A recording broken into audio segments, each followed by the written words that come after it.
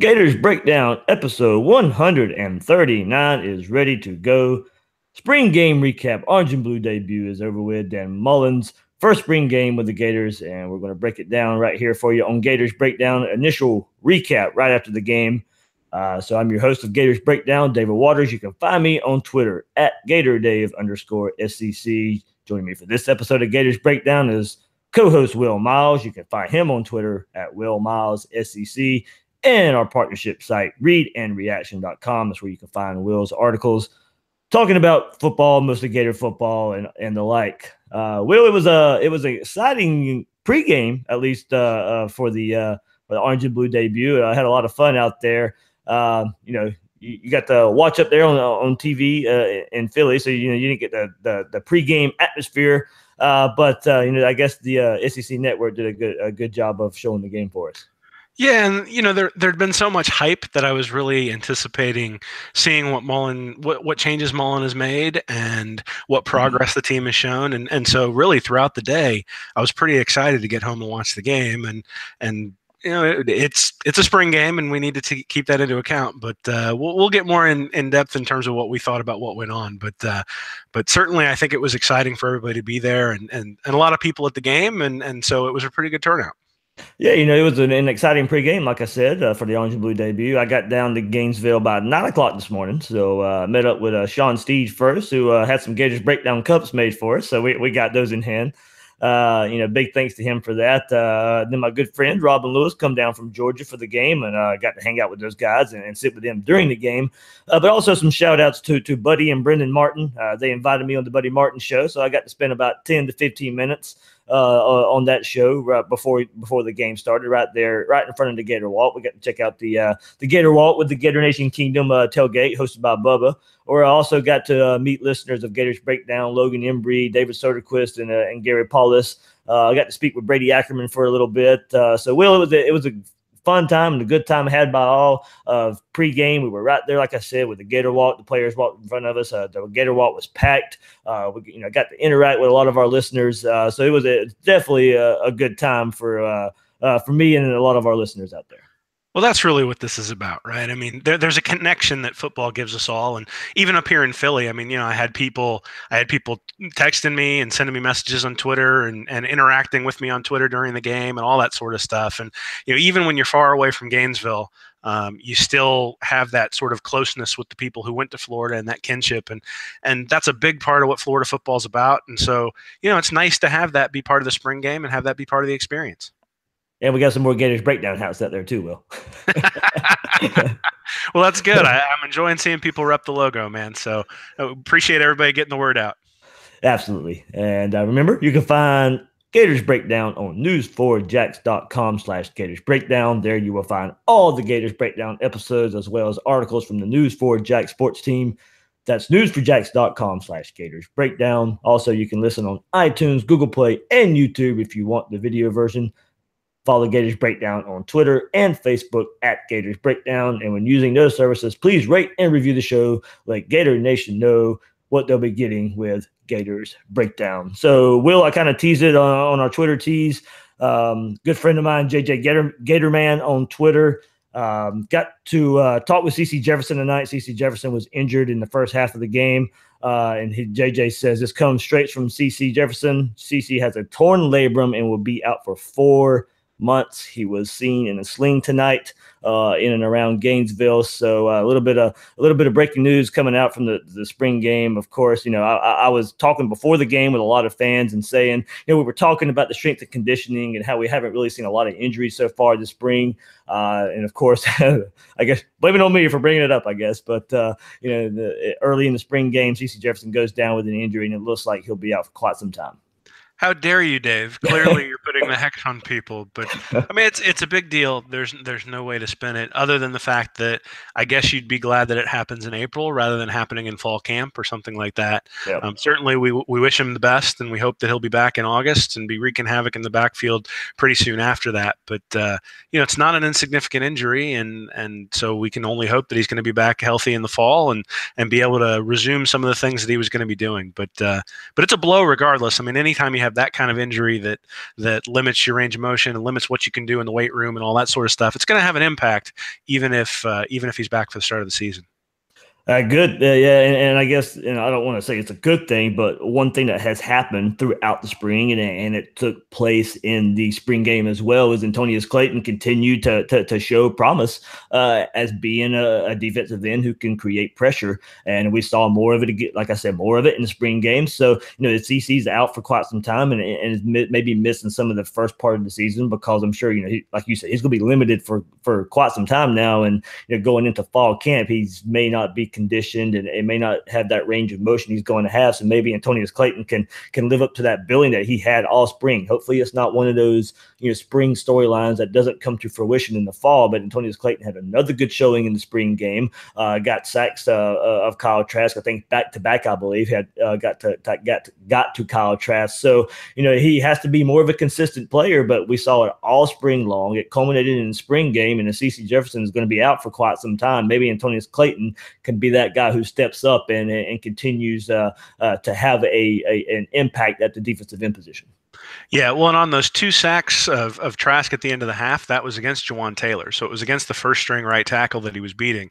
And so I do think that's significant that he's beating the starter and it wasn't a backup who was in there that he was feasting on. So, I mean, yeah, everyone's going to have to step up. You're going to get injuries. That's one of the reasons why you want high-level recruits coming in every year, because those recruits can step in when you have an injury. I mean, football is inherently a violent sport, and you're going to have things like torn labrums, torn ACLs, concussions, all sorts of things that make people miss games, and this is just part of it. It's part of the sport. It stinks that it happened to Jefferson, and you don't like it to happen to anybody, but the reality is it's going to happen, and so you need those people to step up. And Clayton is one of those guys with the high pedigree coming out of high school, very, very high ranked, and he's somebody that we're going to need to get something from on that defensive line to be able to put pressure on the opposition.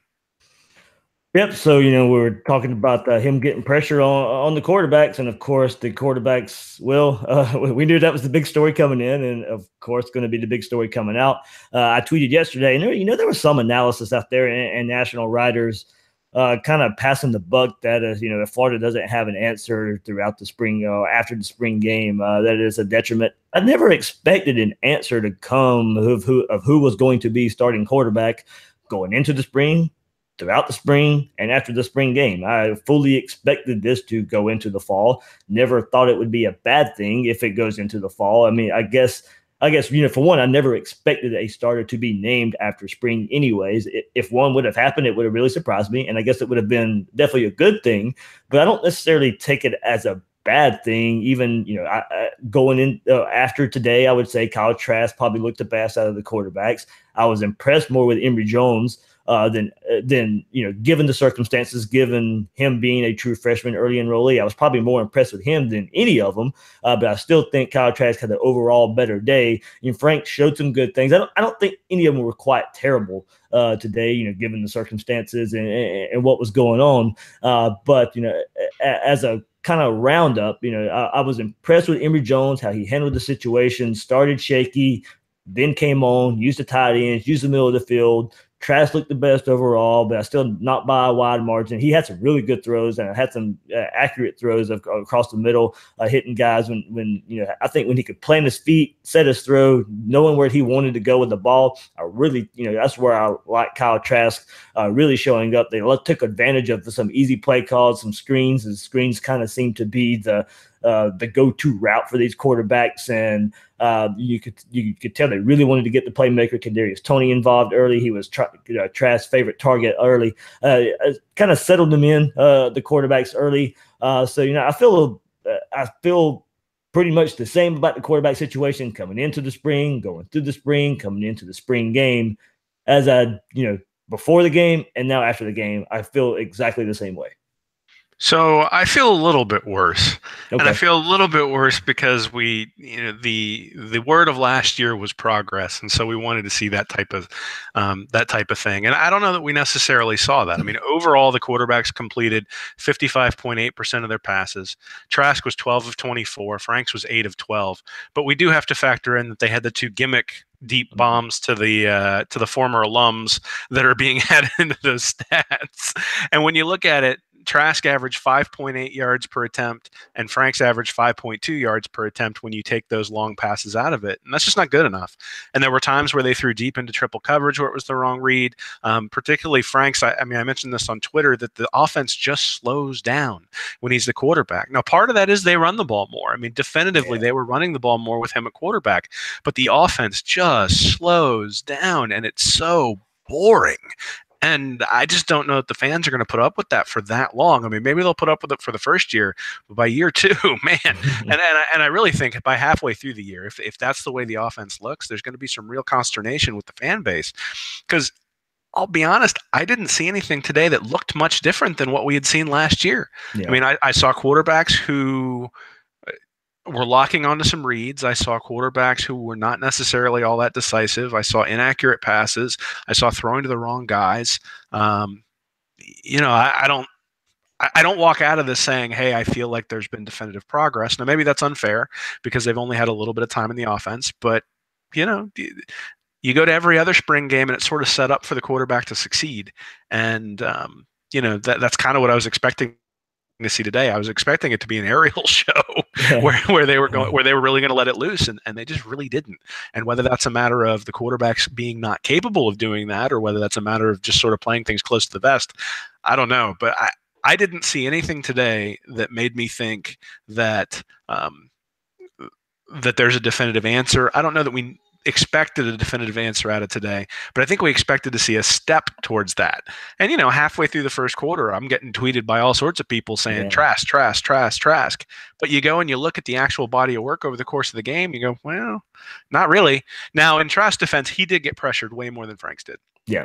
And so I do think we need to take that into account that they drafted, and I'm sure they drafted to make the teams as even as they could, but Trask got pressured way more than Franks did. And so some of those errant passes, especially down the red zone on one drive in particular, I think probably had more to do with him being pressured pretty quickly than it did anything else. And the little reverse play that they were going to have to Tony. I mean, we were going to see it, Will. We were going to see it. Well, the funny part is it looked like the defensive end was being lazy. And so he was in the right position because he wasn't chasing down the running back. And so he was right there. And they had left him unblocked. Now, whether it looks like that was part of the play design, but they had left him unblocked. And so you got an unblocked defensive end who held contained perfectly for the play. It was almost like he knew it was coming. So, it's one practice. I don't want to make too big a deal out of it, but I mean, this was your showcase. And we talked last week about, or maybe earlier this week, about that optics matter. And I didn't like the optics today. Yeah, that's kind of what I kind of left today with. The pregame atmosphere was much more exciting than the 2 hours inside the stadium. It was quite boring inside the stadium. It was a lot like, as you said, there wasn't a lot that was different from what we've seen previous. And there are some contributing factors. There was not a lot of quarterback runs that we know will be a staple of the offense. We know Franks had the 60-yard run, but he probably would have been tackled 10 yards down the field. He would have, he did show some athleticism there. Don't get me wrong. He showed some potential on that run, and enough to where I think if he's the quarterback that he can show enough of the ability to run the ball. But overall, they didn't run the running backs a lot. I think you could really tell, and we were talking about this earlier in the week, of how they would probably concentrate on the passing game, and that's exactly kind of, to me, what they did. We saw some nice runs from Jordan Scarlett, who looks like he is definitely the running back one and can carry the load and be the guy. And I think they're going to rely on this run game a whole lot, especially after what I saw today, of just them relying on the passing game a lot. It wasn't there. It wasn't where it needs to be. They still have time to work on it. But we also, Will, you and I were talking about, there was not a lot of big yardage plays. There was not a lot of chunk yardage. The big plays come from the gimmicks.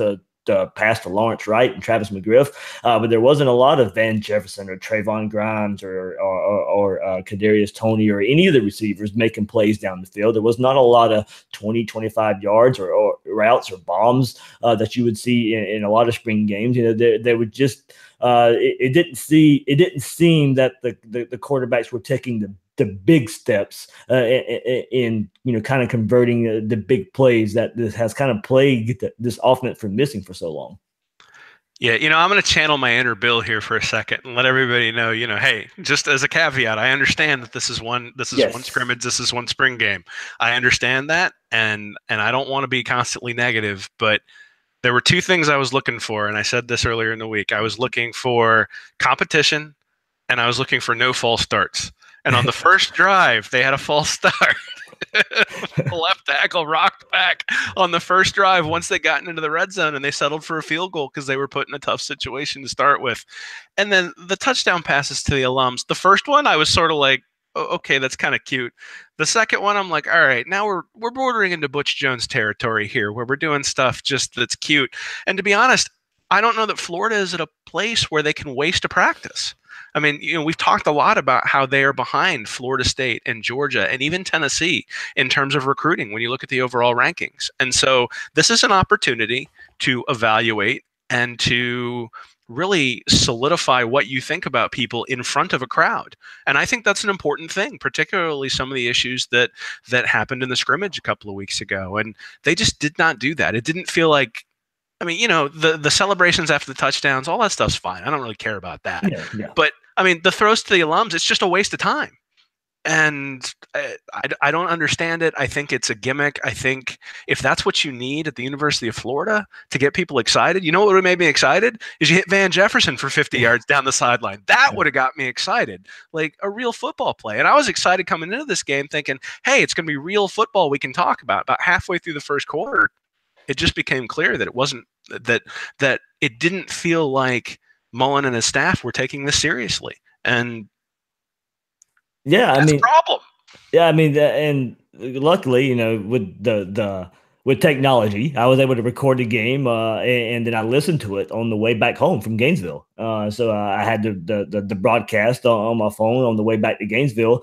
So I got the double dose of being live there and coming back. And they pitched to Dan Mullen at one time, and they were saying, "Coach, we're just gonna let you take over," and it was silent for a good 3-4 minutes.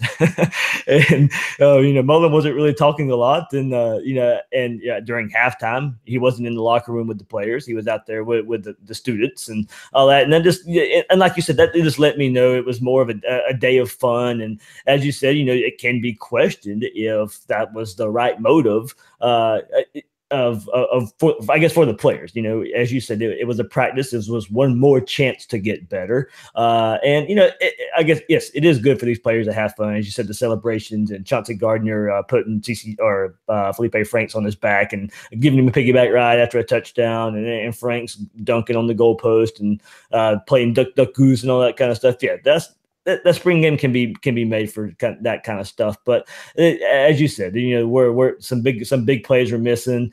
Jordan Scarlett had a nice little chunk play yardage run, but Franks on his first throw of the game tested downfield, went deep on the first throw, and nothing really came of it. So there was just a lot of, I think, things that we heard throughout the spring that we wish we could have seen. We wish we could have seen Van Jefferson emerge and be a playmaker all game, or hit a big play to Trayvon Grimes using his size, or maybe a fade in the red zone to him. They did involve Kadarius Toney early, but we didn't see the jitterbug joystick plays. As we mentioned, they tried to get him involved in one that the defense kind of snuffed out there. But as you said, it is a spring game. It's only one thing, and we come into this with an episode previous this week saying let's not take too much from it. But that is the topic of discussion tonight, and kind of what we're going with. But it was just kind of, once inside the stadium, just a ho-hum experience, and let's just get out of this. Well, what's fun? Winning. That's what's fun. And so, when you lose an opportunity to get better, I think that's an issue. Now, maybe Mullen would take umbrage to that characterization, but I mean, I was bored. Like, by the time the second half rolled around, I was playing with my kids, because I was like, what am I going to learn from this? Like, there was no opportunity to learn about what we're going to see by watching that game. And it's going to be reflected in the attendance next year, because you got everybody excited. You got them in the building. They're all lubed up, ready to go to see some fireworks. And then there's just nothing. And so, I mean, I don't know. Are you going to go to the one next year, Dave, based on your experience this year? If it's the same thing, I mean, and that's an issue. If you've got people as passionate as I am saying, I'm like, in some respects, I'm happy my daughter had a concert tonight, so I didn't spend the money to go because I would have been upset. Yeah. So I mean, we'll looking at the quarterbacks and going through it again. Yeah, yeah. Would you agree Trask did look probably the best out of the three? In what we saw, he stood in the pocket a good bit of times. As you said, he had the most pressure out of the quarterback so far. Franks was serviceable because I don't think any of them looked terrible by any means. And I guess what I'm coming through with it now is how much progress can Emory Jones make when Florida lines up against Charleston Southern? Is it a Kyle Trask, Felipe Frank show? One of those guys are the starting quarterback. Emory Jones gets his feet wet, and I'm the coming into this game and talking through some people today. Like Emory Jones really came on. Well, I guess it was the Thursday practice. He looked really good in Thursday's practice. I think he looked pretty good in the spring game. From what we had kind of heard, of course, he started slow as an early enrollee, had to get his feet under him, had to learn the playbook, had these 4 weeks of practices, came on late, had a good showing in the spring game. I'm kind of, leaning towards, thinking maybe this could just be an opportunity where Franks and Trask are starter. One of the start is one of those guys are the starters game one. And then eventually 4, 5, 6 games in, Emory Jones may be your starting quarterback halfway through the season. Yeah, I think Trask looked better than Franks.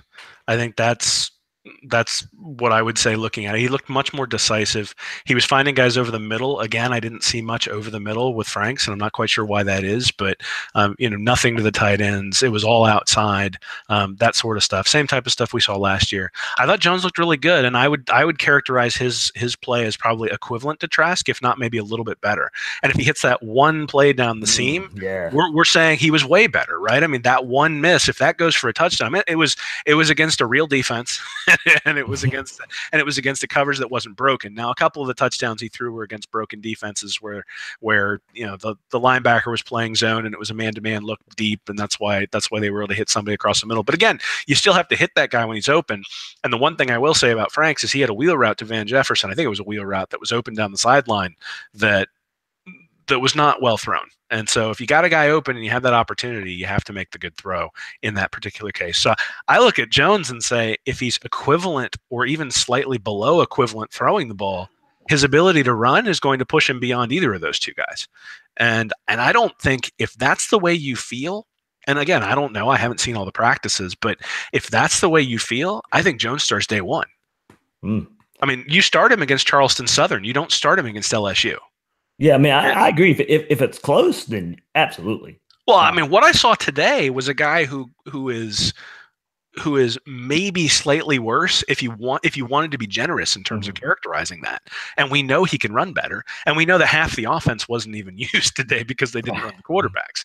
So I look at it and say, based on what I've seen, I think it's perfectly reasonable to expect that he might get quite a bit of playing time next year.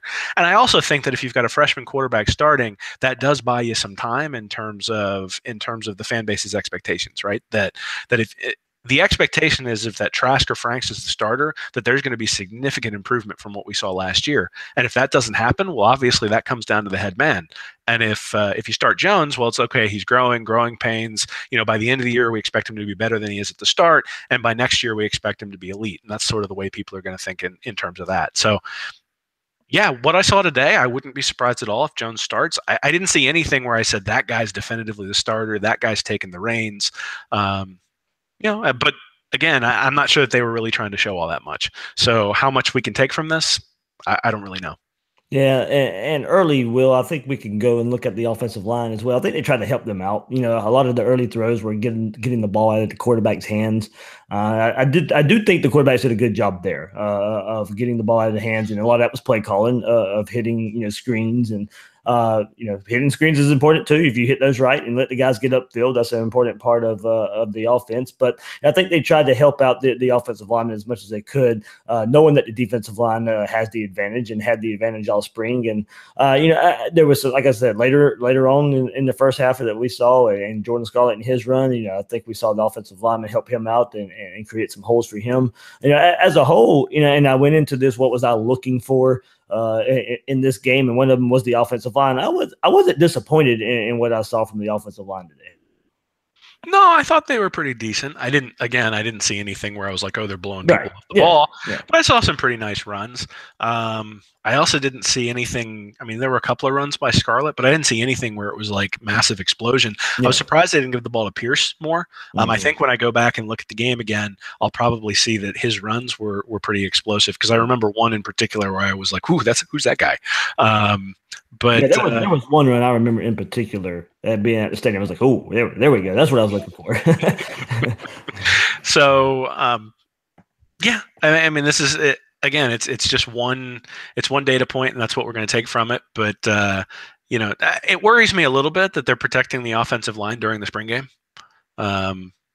This is when you're supposed to get better. We talked about that earlier in the week too. Is these guys are going to have to battle elite guys in the SEC across from them over the course of the year, and so you're not going to be able to protect them when you're on the road at Florida State. Like, you're just not going to be able to protect them. And so I hope that there is some concern.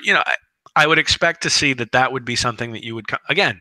I expected them to come out chucking, because at this point, if the quarterback gets sacked, who cares? It doesn't count. Like, I don't know that you should be protecting somebody during a spring game, but hey, I'm not the coach. There's a reason I'm not the coach. and certainly if there's progress in September, I'm not going to care about what happened in April. Right. And we'll just kind of quickly move on to the other side of the ball. The names that we'd heard late and early throughout spring practice. Late, Ventrell Miller's name come up late, and he had a pretty good second half of the spring and spring game. He showed up today with a handful of plays. Hit Jordan Scarlett. Also got a big hit on Iverson Clement. And also Amari Burney. His name was brought up early in the spring. A guy that we've kind of singled out. We've had him on the podcast, and just a guy that we're really just kind of just honing in on, because we just don't know necessarily where he's going to fit in this defense right now. 7 tackles on the game, and he was kind of I was looking at him as much as I could on the field, and he was around the ball a lot.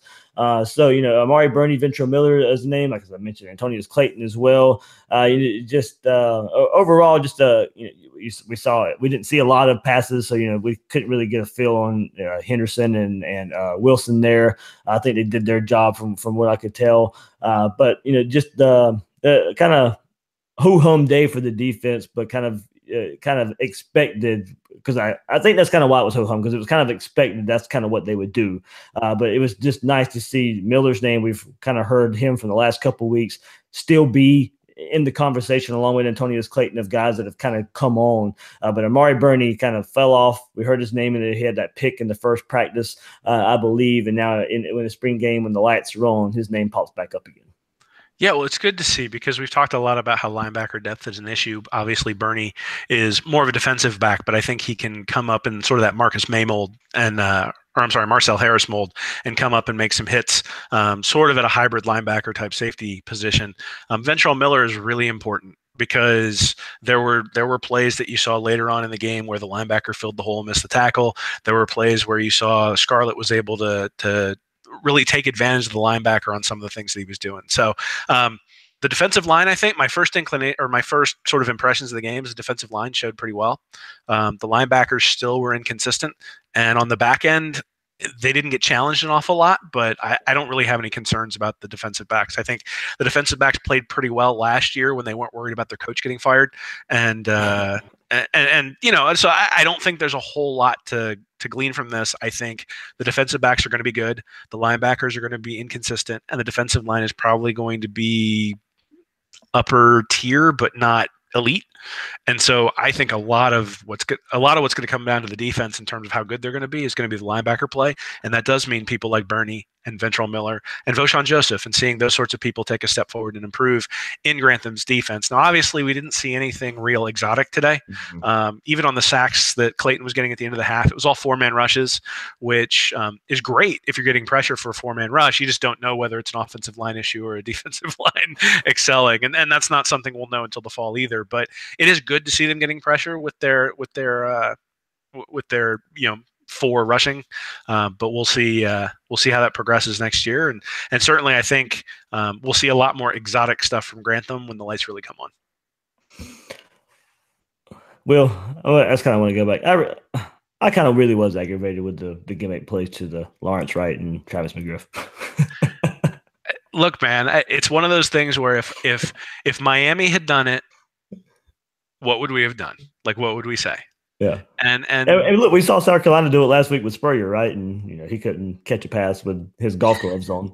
But it was just, as you said, it was kind of a wasted plays and wasted game. I mean, yeah, I guess some fans got it, but I mean, literally, I saw it in the stadium. I was like, why? Well, so I'm actually okay with it if they take the ball back to where it was and don't count the points. Yeah. But to count the points and count the yardage just seems stupid. Basically, you're announcing that you don't have confidence in your players to put up numbers that will shield them from criticism. That's what it felt like, right? Let's give this guy 60 free yards. Let's give this guy 45 free yards. Let's have a 60-yard run where he's getting pulled on his jersey from the back. And if you're not going to make the quarterbacks live when you pull his flag, doesn't that mean he's down? like the defensive back had him by the back of the jersey and they gave him the touchdown. It's like, he would have gotten hit 7 yards down the field if he was live. And so those sorts of things, it wasn't a real football game. And that's okay.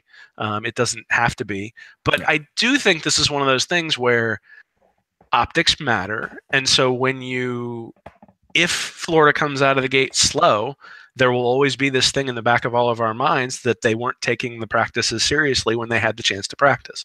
But if they come out and they win, then everybody will be like, oh, he makes it fun. And so people like coming here, and that's why the recruits come and that sort of stuff. And maybe that's true. And maybe that's what this was all about, is making sure that people understand that it's not just going to be work all the time, that the spring game is a reward for the players, and that the spring game is a time to relax, that the spring camp is over. You've gone through your hard work, and we're going to give you a little bit of time. And that's fair, right? It's fair that would be what Mullen's attitude is toward this. And to be honest, I've never watched any of the Mississippi State spring games, and maybe he's done this type of thing there too. And so,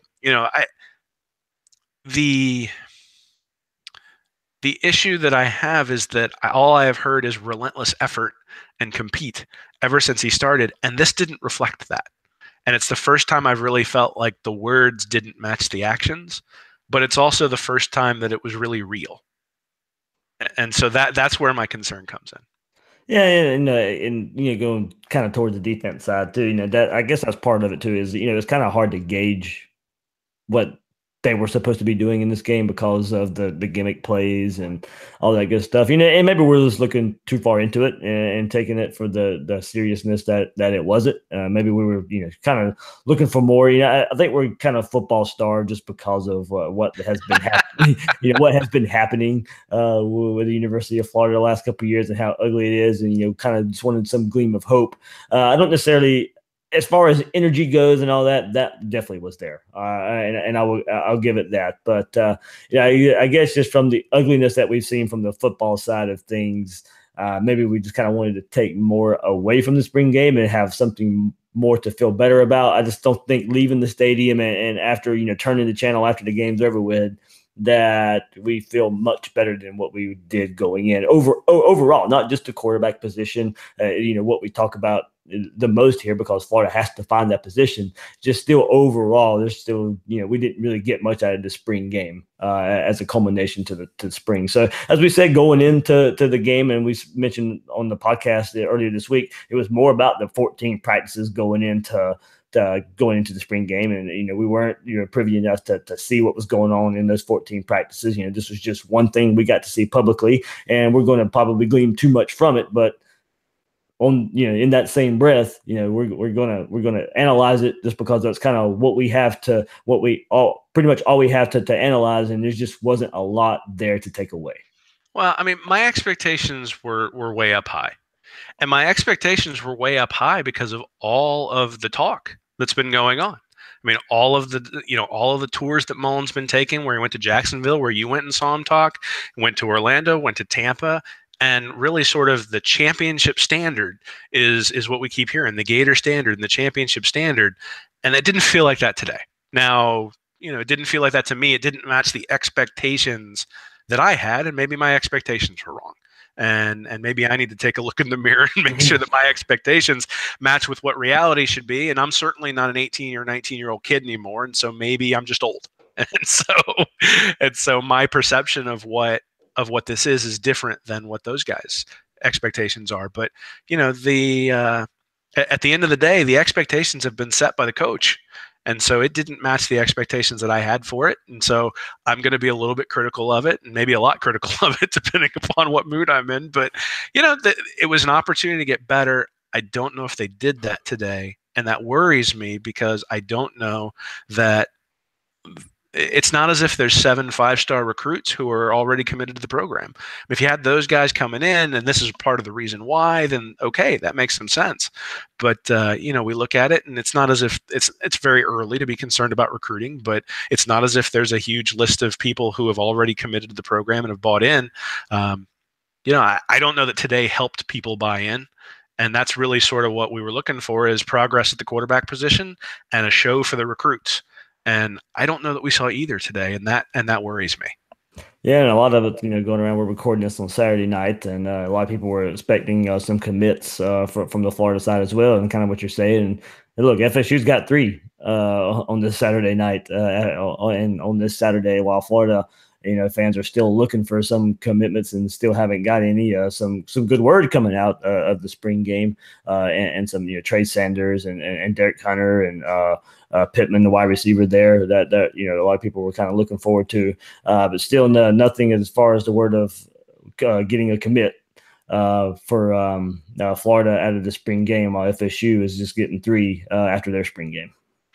Well, and again, I think it's very early to be concerned about recruiting, but considering the recruiting issues that Florida's had the last 3 years, or last 4 years, I think it's reasonable to be concerned about it, right? You would hope that some of the momentum that we saw in the sort of early signing period, it waned a little bit for the late signing period, and now things have been a little bit latent on the trail thus far, compared to the big rivals.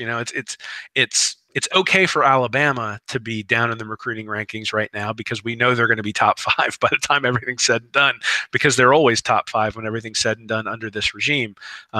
Florida, we don't know. We don't know where Mullen's going to end up eventually. Now, it may be that he ends up with a top 5 class, and at that point, hey, he did it his way, and that's great. And I'm not ready to shovel dirt on anybody at this point. But again, all I can do is analyze the data as I see it. And what I saw today was not up to the expectations that had been set, at least in my mind. Yeah, but the vibe in Gainesville is still much better than kind of what it felt like definitely toward the end of last season. Fans are excited. It does seem like the recruits are liking what's going on. I'd say the commits still do start coming soon, and Florida's in the running for. Look, they had a lot of big names on campus during spring practice, and the spring game and the visitor list today was amazing. Some of the guys that they had on campus, maybe Florida can close the door on some of those 4 or 5-star guys, get those guys in the running. I would say Florida still made an impression of what to those recruits that were going in there. So we'll see what comes of it. I don't think, like you said, nothing to worry about right now. It's still early, but when you see your rivals having success this time of year right now, that's what a lot of people are going to look at right now. Sure. I mean, I think you have to. You can't ignore what the picture looks like now. And you don't want to panic about what the picture looks like now. And I'm not advising anybody to panic, and I'm not panicking, but you can't ignore it. So you look at it and you say, okay, where are we in terms of where we should be? And, Florida is sort of top 15 when it comes to recruiting right now. Mainly 3-star recruits who have committed at this point. Some of them may be diamonds in the rough, and that's fine. But that was something that was said a lot about McElwain's recruits that he brought in. And by the time he left, people sort of realized what that kind of the top 15 recruiting gets you top 15 teams at best, not where Florida expects to be. And so again, it's a snapshot right now, and we'll probably look foolish 6 months from now when we see what the recruiting profile looks like. But I think there is reason to pay attention and really sort of I can understand why someone would be nervous looking at the recruiting profile right now and really just sort of anticipating that first big one. Now you get a 5-star to commit, and all of a sudden the whole picture looks better. And that probably means a lot of these 4-stars who were there as well today, some of them are going to come as well. And Florida's Florida. They're going to get quite a few elite athletes, regardless of who the coach is, really. But the hope is that, we talked a lot about, is Mullen more McElwain or is he more Meyer, Muschamp, and Zook from a recruiting standpoint? It's looked like, at least for his first year, that he's more like those other three. So that's what he's going to have to prove, that he's more of those three than he is McElwain. Well, we'll kind of sign off here, but as I think about this, and I think and as I said, this is probably what was going to happen just because we have so little. But this is probably overanalyzing it just a little bit. But hey, it's all we got. I would imagine so. I mean, again, I think you're so hyped going into it that, they may have lit it up and I might have been disappointed. I don't know. I've been complaining about the defense right now. So, we're not going to know anything until September, until everything really kicks off. And that's the reality. But it's fun to talk about it. It's fun to take a look at it. It's fun to try to predict what's going to happen. And it's fun to analyze all of these data points and try to figure out what's going to happen and how can the team get better. And really the takeaway for us is that we love the university. We want it to succeed. We want the football program to succeed, both because we love seeing good football, but also because of what it means for the state, what it means for the school, what it means for everything there. Back in 2006, 2007, 2008, when both football and basketball were winning everything, the enrollment goes way up. The dollars that go to the university go way up. A lot of the good that comes from things that aren't even athletically related goes way up because of the success of these programs. So, the fact that we care about it is one of the reasons why we're hypercritical. And, one of the reasons we're hypercritical is because we care about it too much, probably a little bit. So, nobody needs to talk me down off a cliff. I'm not. This isn't doom or gloom or anything like that. I think there were good things in the game. I think there were things that you can see that the players could certainly improve. There were some weird things in the game, and I think that was the thing, is I just didn't expect any of those weird things that went on during the game. But hey, you know what? It's Mullen's first season, and up until this point, he's really been solid in terms of what he's done and what he said. And so I think we need to trust him and give him the time to do things his way. And his way isn't going to be the way all of us think it needs to be. And it won't be the way Urban Meyer did it. And hopefully it won't be the way McElwain did it. And we'll all say the Mullen way is the best way, 6 to 9 months from now. Yeah, overall, still completely happy with, everything that's going on. So, with what happened, hey, look, Dan Mullen did it his way, and as I would have liked to seen more from the game itself today, he deemed it necessary to go have fun and not take it too serious, and kudos to him for that. So we'll look for when Florida lines up against Charleston Southern, and this fall practices before that, and when we get to see some things, and that'll be the first time we get to see that team in a game time situation. It'd be the next time we get to see them on TV, and the next time fans get to see them up close in mass when you go fill the stadium. So I don't think we're going to take too much of.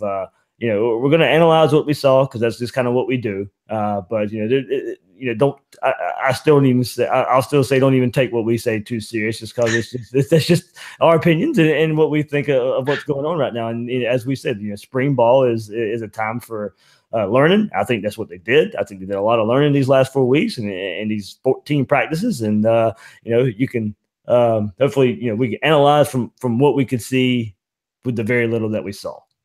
Well, I don't know anything anyway, so I'm constantly wrong. Just go back and look at my archives. So, it's a day that's really for the fans. The spring game is for the fans, and so it sounds like the fans had a great time. And if that's what happened, then fantastic. And I really do hope that all the players had a good time, that this had an impact on the recruits, and hopefully they start coming. Yep, look, we'll get players back too. Malik Davis will be back at running back, hopefully. You'll have Brett Hagee back along the offensive line. Hopefully CeCe Jefferson can come back pretty healthy. It's just when fall camp comes around, like Dan Mullen says, he wants to be able to see the team basically start from the last practice of spring and pick up right where they left off when fall camp rolls around. Not relearning, not recoaching. Players will know what to expect after the end. Like I said, that's what these spring practices are for. The coaches are learning the players, and the players are learning the coaches. So when that first fall practice rolls around, these guys know what's going on, and you can hit the ground running. Yeah. Well, and the reality is, and Mullen said it afterwards during his press conference, that the time these guys put in between the spring and the fall camp is really where they're going to separate themselves. That they aren't going to separate themselves during the spring, that they aren't going to separate themselves during the fall, that they're going to separate themselves with what they do, with what they've learned in between these two camps. And so hopefully one of them really, really takes a step forward. And by the time fall camp rolls around, we're all talking about how great somebody looks. And it's not just the normal spring lies that we've heard for the last 3 years, but it's actually, but it really is true. And, I think one of these guys has the talent to take a step forward. We're just going to have to see it. Yep, that's what we're saying. I think offensive game plan just in general, maybe worth a couple more wins, just for an average Gators, not the 4-7 that we saw this past year. Just given offense what you expect. I think you expect if you're borderline thinking this team is a 8-9 win team. I think the coaching and the offensive game plan there is enough for that, as long as it comes around. If the quarterback play can come around, I believe in the coaches to put them in the right situation. Can the quarterbacks themselves and the offensive line take that next step to where we think this is a 9-8 win team? Yeah, and we're certainly going to be with everybody for the next 4 or 5 months, guiding you through those numbers and what they can expect, and what we can see from past history and what it means. And I'm sure there are probably some grad transfers who will come in, maybe not at quarterback, but some grad transfers who will come in from for other positions of need and different things like that. So there are going to be some changes and all of the freshmen who come in who were not early enrollees. So there's going to be some changes. There's going to be considerable changes, I'm sure, before the fall starts, and all that competition Mullen's talking about is going to start up again in the fall, and we'll get to see it. Yeah, that's one thing we will get to see. We'll get to see all those incoming freshmen that were not a part of the spring practice coming in. So, yeah, and we still don't know, of course, the eligibility of Trayvon Grimes and Van Jefferson. We can see this team look a whole lot different come fall. So, like you said, we'll be here for it. Will, coming up this week, I'm actually, as soon as we log off of this podcast, heading to Disney for a few days. So, no podcast this week. That's another reason why we did this on Saturday night, kind of a quick recap of the spring game right after the spring game. So no episode later this week. This will kind of be our recap of the spring until we hit you guys the week after. Yeah, man. Well, we want to see all of the Disney pictures on Twitter. You need to post all of those, and we let people take a few jabs at you there, buddy. That'll probably happen. I had some jabs taken at me today too, so that's all good. I'm used to it already. Yeah, jabs today. What did people have to say about you today? They're just joking and barbs and stuff. Nothing. Nothing. Yeah. Well, that's disappointing. I wish they'd been harder on you. Yeah, no, it was a good time. Good time had by y'all. Oh, man. Well, enjoy your vacation, man. We know you work hard, and certainly this is your second job. So enjoy the time off and decompressing and not having to do this for a week. Maybe I can sleep on the way to Orlando tonight. But the wife's like, no, you got to stay awake and help me out too. So okay. Yeah, that's probably a good idea. Hey, it will be. I'll go. Starbucks will be hit on the way down there. Just meth, man. There's plenty of it down in that area. So, anything coming up? Readreaction.com this week, Will? Yeah, man. I'll probably have a recap of the spring game. I don't know how in depth I'll go based on some of the film, and then I got a couple of things going up that are probably non-Florida related, but certainly I hope everybody will be interested, and we'll read some stuff on maybe Colin Kaepernick, and then I've been teasing the concussion stuff for a while, and I'm going to finally get to that. So things have lightened up a little bit at work, so hopefully I'll have some time to do that. There we go. So remember, you can find Gators Breakdown on news4jax.com/Gators Breakdown. Podcast will be up on there. Later on tonight, I'll get that going up there. You can also listen iTunes, Google Play, YouTube. Be sure to follow us on Twitter and on Facebook at Gators Breakdown. You can find Will on Twitter at Will Miles SEC. As I mentioned, his articles at readandreaction.com. Host of Gators Breakdown, David Waters. You can find me on Twitter at GatorDave_SEC. Guys and girls out there, thanks for listening to this episode of Gators Breakdown. Good night, Canada.